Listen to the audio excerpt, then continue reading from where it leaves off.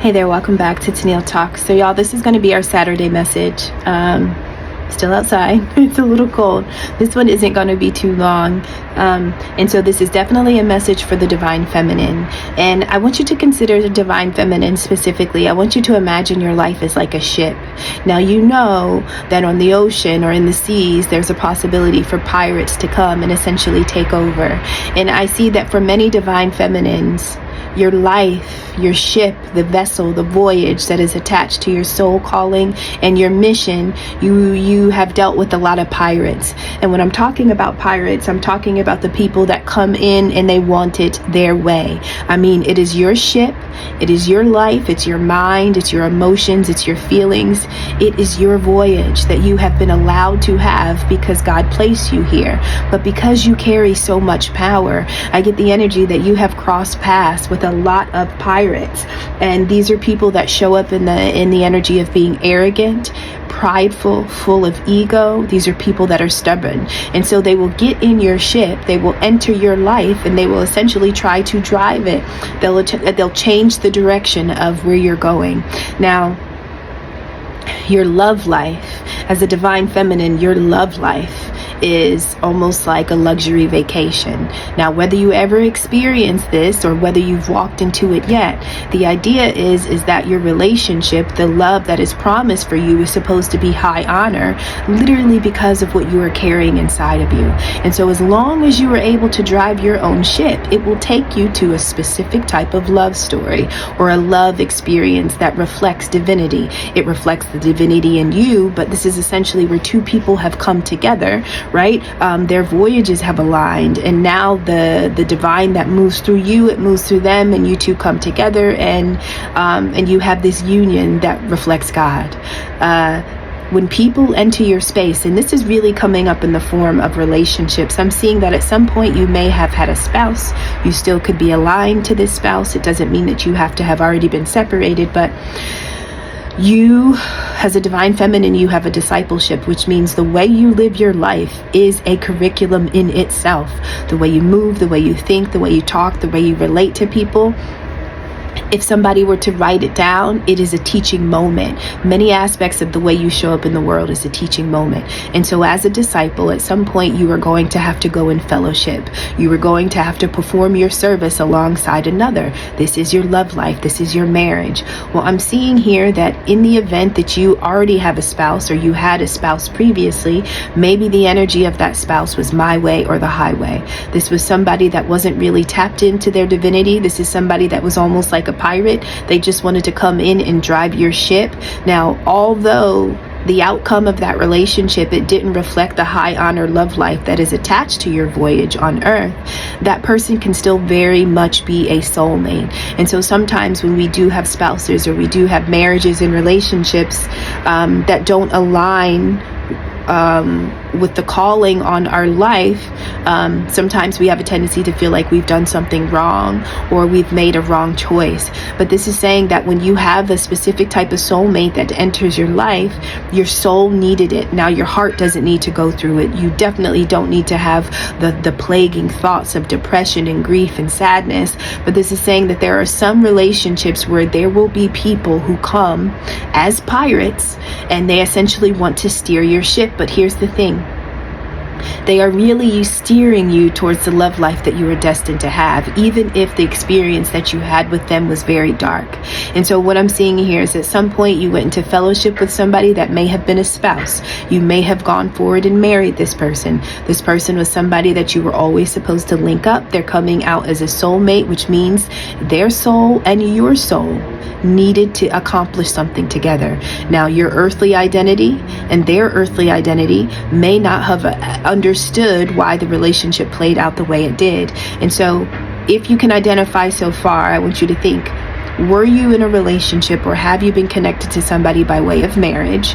Maybe you thought that it was a part of the high honor divine love story, but we have the energy of backstabbing. So there could have been a soulmate that you made a spouse or you just got married, but there was pain, there was cheating, there was deception, there were mind games and love bombing. This is essentially like a pirate jumping on your ship and driving your ship in away from the love life that you were supposed supposed to experience. Now, the idea is that every time a pirate enters your life and they start to drive your ship in a way, and we're talking about driving your love life, driving your emotions, you're supposed to have a high honor love, you're supposed to have a high honor relationship. But when a pirate jumps on and we marry them or we build a life with them, that relationship itself is a form of witchcraft. That relationship is witchcraft.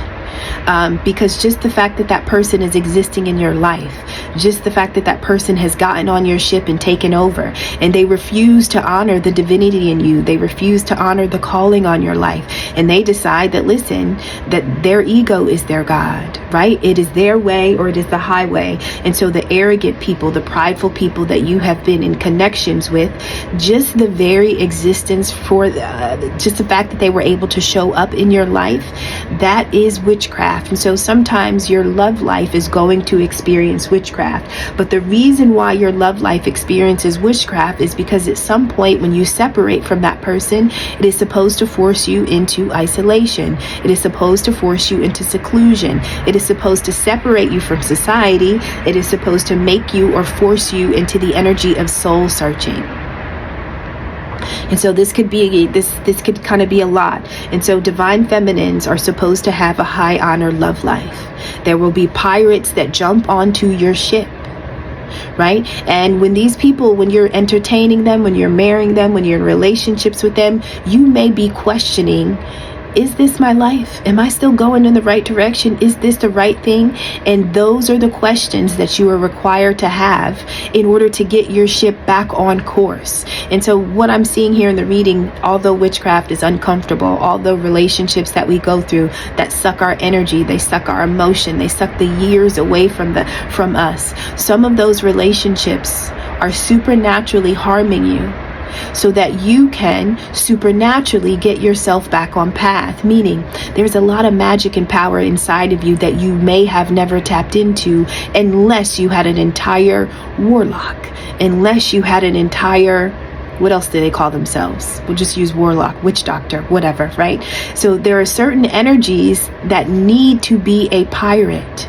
They need to demonstrate something. When we're talking about witchcraft, we're talking about somebody who has the intention of causing illness or harm or destruction and devastation. This is all in a very supernatural way, right? And so there are sometimes people that, hey there, my phone kind of stopped. My storage was full, but it was really full this time, like no games this time.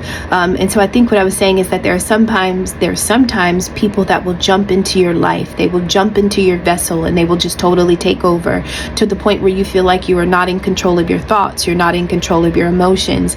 And when somebody hijacks your nervous system and they take over your vessel, they take over your life. At the point that you two separate, this is where you almost respond to all of the supernatural witchcraft that has been done to you. And the way you respond to it is you work. You apply pressure. You start applying effort, meaning sometimes people have to take you to the depths of your darkness in order for you to rise above. But it is in you touching the bottom of the ocean and kind of pushing yourself forwards that you are reaching and touching aspects of yourself that you would never have known have existed. And so in order to understand the depth of what it means to be a divine feminine, listen, there's a lot of darkness that divine feminines have experienced and walked through. And so there are certain relationships that absolutely are witchcraft. And when those people come in, they are coming in and there is no God in them. Now, these are people that can probably quote the Bible, they can read the scriptures, but you in your own divinity know whether or not God dwells in them. And so this is saying, divine feminines, you are supposed to have love lives. You were supposed to live lives with a lot of love, godly love, divine love. Now, when you have a spouse or a partner that is coming to you in very dark or demonic energy, it is to separate you. But when it separates you, it's trying to separate you from your high honor. It is trying to separate you from your calling. It is trying to essentially snatch your wings off, right? If you have this angelic calling, if you are here to do the work of the Most High, but then you essentially link up with a fallen devil, this is somebody that wants to pluck the feathers off of your wings. And for a period of time, you will have to experience that. You will go through that, not because it is a reflection of your worth, but it is supposed to reveal to you the depth of your soul, like the gravity of the things that you have endured. It is supposed to move you and shake you and grow you in ways that only darkness can. It doesn't make it okay. It doesn't make it comfortable. But what I'm saying is that when you are walking around in the energy of a divine feminine, there are going to be a lot of pirates that just want to consume you. They want to walk around in your essence. They want to feel you. They want to hear you. They want to smell. Like, to be a divine feminine, you don't really know how you are perceived by other people. And when I'm talking about being a divine feminine, I'm not talking about being a woman or a feminine. I'm just talking about you are carrying the codes of creation. Like, you are carrying the seeds to plant the next, the new, you have the codes. And so there are a lot of people who have codes. And so if you consider life to be this ocean where you kind of have to stumble through and find your way in order to understand your own divinity, there are going to be some pirates on that ocean that are supernaturally sent to you in order to perform some type of witchcraft. The witchcraft wants to separate you from your calling. It wants to put you in a type of hell. Now, when they put you in this hell, it is what you do when you are in the hell where you start to understand the magic that you possess, right? And so this is saying that right now you have been putting in work. You have been laboring. You have been applying pressure, meaning like your efforts either to separate from this person or to just separate from the energy of how it impacted you. However you are working against the hell that another partner maybe put you in because you shared a love life with them. This is saying that the way you responded to what they did to you, they are not happy, right? But if you understand that your life is a discipleship, if you understand that you've got this calling, you know you got to walk a certain way, you got to talk a certain way, you got to think a certain way. You can't get in a relationship with everybody, right? Everybody is not going to be your equal. And so there's a certain amount of patience that you have to learn to operate with until you can get your ideal mate. But when you get the wrong person, it makes you more mindful about choosing the next person. You understand? And so although it may have been witchcraft that kind of got us in some of these relationships or these marriages, everything really does happen for our good. And it is the way that you respond. It is the way that you come out of this thing that really declares that you are who you are in the eyes of God. And so some of the people that come to you and they only come to lie, they only come to cheat, they only come to bring you pain. They are revealing to you, and listen, it is in those experiences that your soul needed to remember its own divinity. And so sometimes people are going to scar you and wound. Sometimes people are going to scar you and wound you, and it is going to touch your soul. But remember, these are soul mates, meaning you came here, you already had that agreement, right? You were supposed to have this experience, and you are forever unchanged when this relationship severs, right? Because there are just certain things that you won't be able to tolerate. There are certain things that you won't be able to go through again. But it's almost like sometimes in order to get our wings, we got to go through some dark things. And so yes, as a divine feminine, there is going to be a lot of witchcraft that is thrown at you because of your love life. I mean, if you were to get the love of your life, if you were to get somebody that valued you and respected you, I mean, do you know the power you hold? Do you know? I mean, no, we don't know, because none of us we haven't been able to just walk into love freely. We've always been under attack. We've always kind of had a microscope on our life. And so this is almost saying that it is after you separate from whoever that spouse or that relationship was, that is when your discipleship starts. Not that I almost feel like those relationships are sometimes grooming us to understand the type of service that we are supposed to provide. And so you can't go through those marriages and relationships and not walk out with treasure. Like, you are walking out with a lot of gems and a lot of treasure. And obviously everything you collect is not necessarily for you to keep. It is for you to deliver to those that are still in it or about to make the choice, meaning they're about to have a pirate that's about to jump on their ship and take it over. And so when we cross paths with those people where it's like that are full of arrogance, full of ego and pride, they are sent. And it's not a comfortable experience, but it is the exact experience that reveals to you the divinity and the calling on your life. When I think about like a lot of mighty women that lead in many different ways on many different platforms, whether it's spirituality, whether it's religion, everybody's got a story. Everybody's got a story about the depth of darkness that they have experienced. And it is who you are after that experience that really initiates and activates your calling and your discipleship. And so sometimes you are going to be in fellowship with a soulmate that is dishonest, that is unethical, that is immoral, right? But it is a way that you respond to these connections that really reveal to you and to others who you are. And so there is somebody that you may have been linked up with that either used witchcraft on you, or they themselves, they were a spell themselves. They were a dark spell, right? And so when they come to you, however you separate from them, however you respond to the hell that you lived with them, however you respond to the hypocrisy, meaning like you knew that wasn't love. You knew that wasn't love. You knew it wasn't honorable. You knew it didn't really have worth or value in the eyes of God, but it still meant something, right? Because you had to experience. And so it is in the experience that you understand who you are. You're like, oh my God, I got wings. I didn't know I had wings, but you only knew you had wings because they were snatching your feathers out.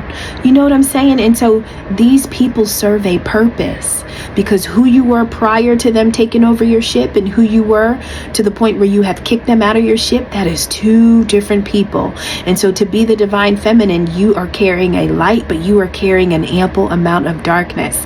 Not because you yourself are dark, but because of the darkness that you have walked through.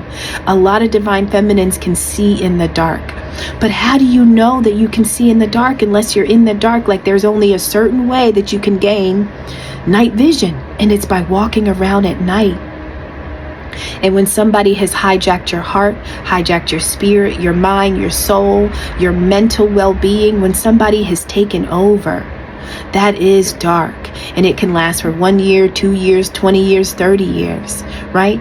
But it is in the years that are ticking by that you are acquiring and gaining something. And now our physical human body doesn't always understand that, but your soul understood the assignment. And so when you walk out of these relationships, how do you communicate with your soul? How do you make peace with the experience? How do you take away the good? How do you essentially eat the meat and spit out the bones? Now, if you have gone through something for 10 years or 20 years, it is not going to only be 10 or 20 months until you have totally purged that experience from your nervous system. No, it takes time, but it is in your rising. It is in you coming up out of the darkness that you are accepting your assignment. And so you're accepting your assignment. We have the energy of work, labor, you putting in efforts, and there is somebody that was sent to you in order to essentially separate you from your high honor. They wanted to pull the divinity out of you, right? But obviously, if you have left that person, or if you are separating or no longer connected to them, or you could totally still be in the relationship with them, but you're moving different, thinking different, feeling different, speaking different. Like, the way you respond to the hell, the way you respond to the hypocrisy is how you snatch back what was taken. That's how you break through the confusion. That's how you break down the illusions. It is how you respond to them. And so whatever you're doing right now, somebody is not happy. Sometimes people will punish you. Sometimes people will humiliate you for deciding to stand in your power. Oh, you want to be strong? I'll just cheat on you more. I'll just cause you more pain, right? I mean, sometimes people decide to respond to your grace and your kindness with just more evil, with more darkness, right? But I want you to know that this is a soul thing. The ego is always going to be offended and scorned by these type of things. But I want you to know that in order for you to carry the calling of your soul, sometimes it requires us to be snatched down to the darkest parts of our own reality.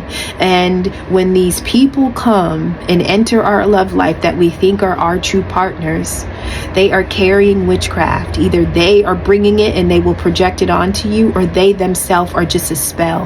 They are a spell in action. They are a spell that has showed up in human form, and they have only come to bring you a certain amount of pain. And if they can cause you so much pain, they will separate you from what it is that you are really called to experience. And so I truly believe that all divine feminines are supposed to have a high honored love life, which is why your love life is under attack. But your soul already knew it was going to experience that. Your soul is not confused about the assignment. And so this is saying that essentially it was not successful. You were supposed to be in isolation. You were supposed to be secluded. You were supposed to be essentially searching your soul and never finding an answer, never discovering anything, never finding a way. But if you're working, and if you are starting to rise up and move different and think different, then that means that the spell, the witchcraft, the person, the relationship, it wasn't able to disconnect you from your calling. All right, y'all. So this is the Saturday message. It did cut off, so I have to piece it together. I love you, and I'll see you in the next one. Bye-bye.